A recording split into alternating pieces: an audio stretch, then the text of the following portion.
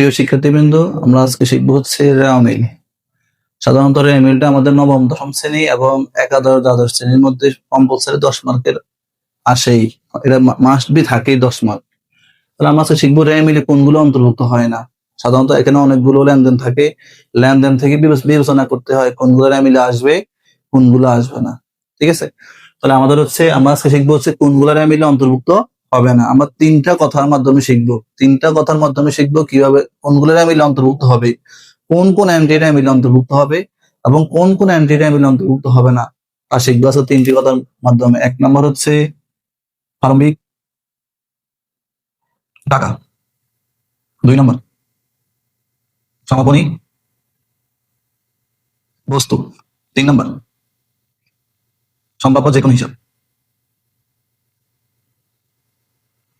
তাহলে আমরা কি লিখছি? প্রারম্ভিক। সাধারণত আমরা জানি কি প্রারম্ভিক মানে কি? প্রারম্ভিক মানে বছরের প্রথম তারিখ। প্রারম্ভিক মানে কি? প্রারম্ভিক হচ্ছে বছরের শুরুর তারিখ, যেটা 1 ধরেন এখন 26 সাল, 1/1/26, এটা হচ্ছে প্রারম্ভিক। আর সমাপনীটা কি? সমাপনী হচ্ছে বছরের একবারে শেষ তারিখ। শেষ তারিখ বলতে কি বুঝি? 31/12/26, এটা হচ্ছে কি সমাপনী তারিখ, এটা হচ্ছে প্রারম্ভিক তারিখ। তো আমরা কি লিখছি? প্রারম্ভিক টাকা, সমাপনী বস্তু, সম্ভাব্য যে কোনো হিসাব কি হয় না, রেওয়ামিলে অন্তর্ভুক্ত হয় না। এখন টাকা কোনগুলা আর বস্তু কোনগুলা, আমাকে এটা মনে রাখতে হবে। তাহলে আপনার টাকা অনেকগুলো হয়, বস্তুটা কম হবে। বস্তু শুধু দুইটা জিনিস। বস্তুগুলা কি কি? বস্তু হচ্ছে মজুদ পণ্য আর হচ্ছে মণিহারি।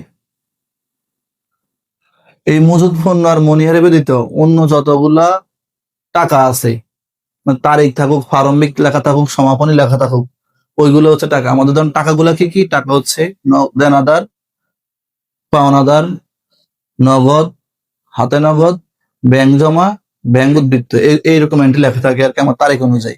তো তারিখের মধ্যে লেখা থাকে অথবা প্রারম্ভিক লেখা থাকবে প্রারম্ভিক নগদ তহবিল, সমাপনী নগদ তহবিল, প্রারম্ভিক ব্যাংক জমা, সমাপনী ব্যাংক জমা, এগুলো হচ্ছে টাকার অ্যামাউন্ট। এই টাকার ক্ষেত্রে প্রারম্ভিক গুলো অন্তর্ভুক্ত হবে না, সমাপনী গুলো অন্তর্ভুক্ত হবে। মানে প্রারম্ভিক টাকার রেওয়ামিলে অন্তর্ভুক্ত হবে না, সমাপনী বস্তু অন্তর্ভুক্ত হবে না। সমাপনী বস্তু কি কি? মজুদ পণ্য, সমাপনী মণিহারি রেওয়ামিলে অন্তর্ভুক্ত সাধারণত হয় না। এরপরে সম্ভাব্য যে কোনো হিসাব লেখা থাকবে, সম্ভাব্য আয়, সম্ভাব্য দায়, যে কোনো হিসাবের সাথে যদি সম্ভাব্য লেখা থাকে, যে কোনো লেনদেনের সাথে যদি সম্ভাব্য লেখা থাকে, তাহলে বুঝতে হবে এটা রেওয়ামিলে অন্তর্ভুক্ত হবে না। এটা হচ্ছে আমাদের রেওয়ামিলের কোন কোন বিষয়গুলো অন্তর্ভুক্ত হয় না, শর্টকাট শেখার নিয়ম। মানে আমি আবার বলি, প্রারম্ভিক টাকা, সমাপনী বস্তু, সম্ভাব্য যে কোনো হিসাব রেওয়ামিলে অন্তর্ভুক্ত হয় না। এখন টাকা যদি মনে না রাখতে পারেন, তাহলে আপনি বস্তুগুলো মনে রাখবেন। বস্তু শুধু দুইটা। সমাপনী বস্তু কি কি? সমাপনী মজুদ পণ্য, সমাপনী মণিহারি কি হয় না, রেওয়ামিলে অন্তর্ভুক্ত হয় না। তো সমাপনী বস্তু প্রারম্ভিক বস্তু কোনগুলা? প্রারম্ভিক বস্তু হচ্ছে প্রারম্ভিক মজুদ পণ্য, প্রারম্ভিক মণিহারি। ঠিক আছে, তাহলে প্রারম্ভিক বস্তু অন্তর্ভুক্ত হবে, সমাপনী বস্তু অন্তর্ভুক্ত হবে না। প্রারম্ভিক টাকা অন্তর্ভুক্ত হয় না, সমাপনী টাকা অন্তর্ভুক্ত হবে। তো সমাপনী টাকা কোনগুলা? টাকাগুলো আমি লিখে দিই। টাকা হচ্ছে ধরেন নগদ, পরে হচ্ছে ব্যাংক, থাকতে পারে দেনাদার, থাকতে পারে পাওনাদার, সাধারণত এইগুলোই থাকে, এর বেশি থাকে না। এটা হচ্ছে টাকা। ঠিক আছে, দেখেন পরবর্তীতে আরেকটা হচ্ছে কি, আমরা এখানে একটা লেখা লিখছি, বিশেষ দ্রষ্টব্য দিয়ে লিখছি, প্রশ্নে বা উদ্দীপকে যদি সমন্বিত ক্রয় দেওয়া থাকে, তাহলে উক্ত রেওয়ামিলে নিট ক্রয়, কি বলছি? নিট ক্রয় ও প্রারম্ভিক মজুদ পণ্য আসবে না, কিন্তু সমন্বিত ক্রয় ও সমাপনী মজুদ পণ্য রেওয়ামিলে অন্তর্ভুক্ত হবে।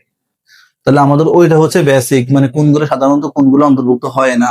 কি বলছি? সাধারণত কোনগুলো রেওয়ামিলে অন্তর্ভুক্ত হয় না, এগুলো আমরা উপরে একবার বলছি। এরপর হচ্ছে মনে রাখতে হবে, আরেকটা কথা মনে রাখতে হবে, অনেক সময় প্রশ্নটা ঘুরে যায়। কি দেয়? প্রশ্ন যদি আমাদের সরাসরি সমন্বিত ক্রয় দেওয়া থাকে, কি বলছি? প্রশ্ন যদি সরাসরি সমন্বিত, প্রশ্নে বা উদ্দীপকে যদি সরাসরি সমন্বিত ক্রয় দেওয়া থাকে, তাহলে আমাদের কি এই রেওয়ামিলে মানে অথবা উক্ত রেওয়ামিলে নিট ক্রয় ও প্রারম্ভিক মজুদ পণ্য আসবে না। কিন্তু সমন্বিত ক্রয়, যে সমন্বিত ক্রয় প্রশ্ন দেওয়া থাকবে বা উদ্দীপকে দেওয়া থাকবে, ওই সমন্বিত ক্রয় এবং সমাপনী মজুদ পণ্য রেওয়ামিলে আসবে। ঠিক আছে, আশা করি রেওয়ামিলে কোনগুলো অন্তর্ভুক্ত হবে আর কোনগুলো অন্তর্ভুক্ত হবে না সবাই আশা করি সহজে বুঝবেন। তো আজকের জন্য এখানে সমাপ্তি।